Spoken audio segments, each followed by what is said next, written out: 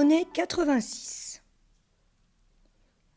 J'ai toujours eu en haine la fenêtre par où amour me lança 1000 traits, car aucun d'eux ne me fut meurtrier, et qu'il est si beau de mourir heureux.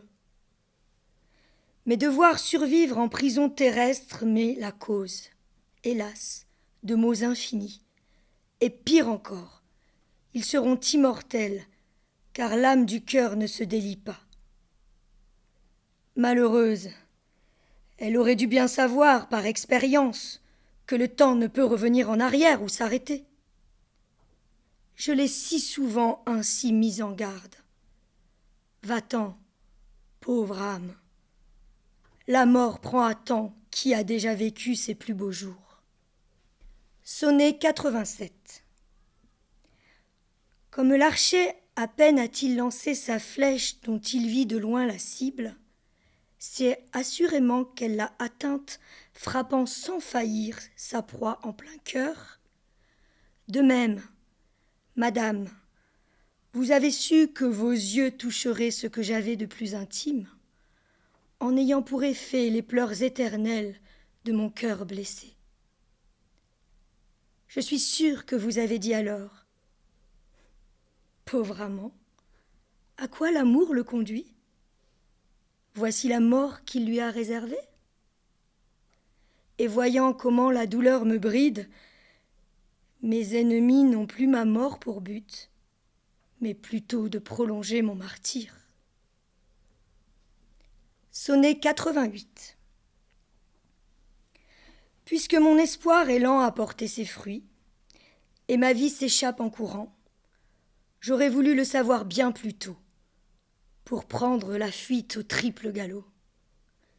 Et je m'enfuis, quoique je garde au cœur la blessure que le désir m'a faite. Mais je suis sauf, avec sur le visage les traces d'une bataille amoureuse.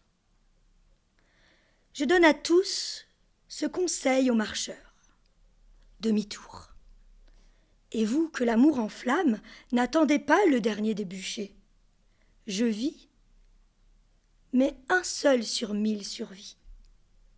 Mon ennemie a beau être vaillante, la voici à son tour blessée au cœur. Sonnet 89. Fuyant la maison où pendant longtemps je fus le jouet des lubies d'amour, mesdames, il serait long de vous dire combien il m'en coûta d'être ainsi libre. Le cœur me disait qu'il ne saurait vivre encore un jour seul. Voilà qu'en chemin m'apparut masqué ce traître d'amour, qui aurait berné plus sage que moi. Je soupirai songeant à mon passé et dis: hélas, le joug, les fers, le bois m'étaient bien plus doux que la liberté. Pauvre de moi qui sus mon mal trop tard, et qu'il m'est dur de me désempêtrer de l'erreur où je me suis mis moi-même. Sonnet 90. Elle avait les cheveux volant au vent qui formaient 1000 nœuds de boucles d'or. Un doux éclat brillait dans ses beaux yeux, bien plus qu'ils n'en eurent jamais depuis.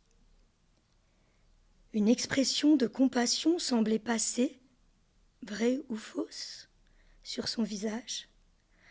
Mon cœur était si prêt à s'enflammer qu'il n'est pas étonnant qu'il ait brûlé. Son pas n'était pas une chose humaine, mais le pas d'un ange. Et ce n'était pas une voix humaine qui sortait d'elle. C'est un esprit céleste, un vif soleil que je voyais. Et si elle a changé, la plaie ne guérit pas si l'arc faiblit.